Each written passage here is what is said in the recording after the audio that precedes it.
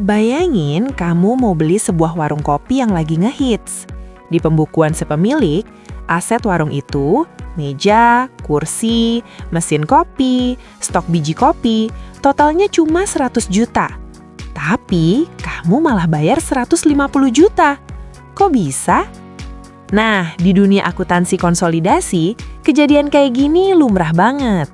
Perusahaan induk sering bayar lebih mahal dari nilai buku aset perusahaan anek yang mereka beli. Selisih harga ini nggak hilang begitu aja. Dia harus dialokasikan dengan presisi ke dua tempat. Aset yang bisa diidentifikasi dan sesuatu yang bernama goodwill. Di slide berikutnya, kita bakal bedah dua komponen misterius ini. Siap-siap syok!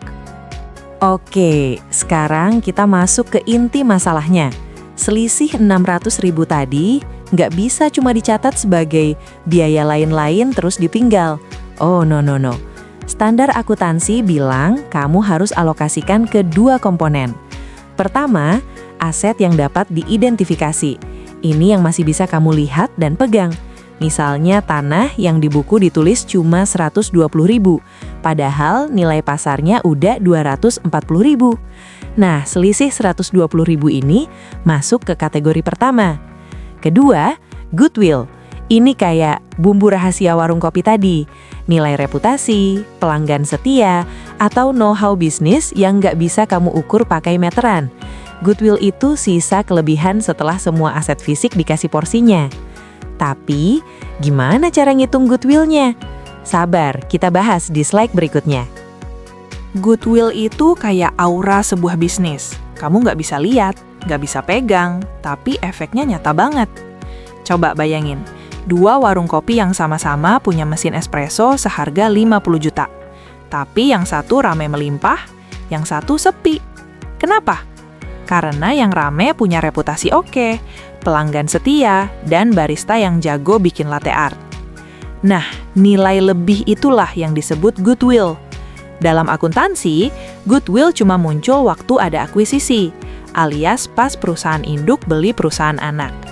Kamu nggak bisa tiba-tiba bikin goodwill sendiri di laporan keuangan, cuma karena kamu merasa brandmu keren. Yang unik, goodwill itu nggak diamortisasi kayak aset lainnya. Dia cuma duduk manis di neraca, kecuali ada penurunan nilai, impairment. Tapi tunggu dulu, gimana cara ngitung angka goodwill-nya? Kita bakal pakai rumus matematis di slide selanjutnya. Stay tune! Nah, sekarang kita masuk ke bagian yang bikin akuntansi konsolidasi jadi rumit, prosedur alokasi. Ini kayak lagi bagi-bagi kue ultah. Setiap aset harus dapat porsi yang adil sesuai nilai wajarnya. Langkah pertama, hitung dulu total kelebihan nilai wajar.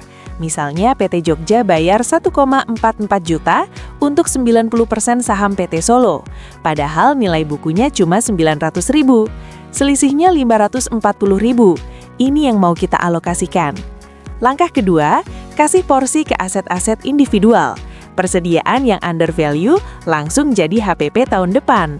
Tanah nggak perlu diamortisasi karena umurnya unlimited. Gedung dan peralatan, mereka harus didepresiasi sesuai masa manfaat, 20 tahun untuk gedung, 10 tahun untuk peralatan. Langkah ketiga, hitung goodwill. Ini simply sisa kelebihan setelah semua aset kebagian. Dan yang paling asik, goodwill nggak perlu diamortisasi, jadi dia nangkring manis di neraca sampai ada penurunan nilai. Tapi teori doang nggak cukup. Di slide berikutnya, kita langsung bedah kasus nyata PT Jogja dan PT Solo. Siap-siap kalkulator!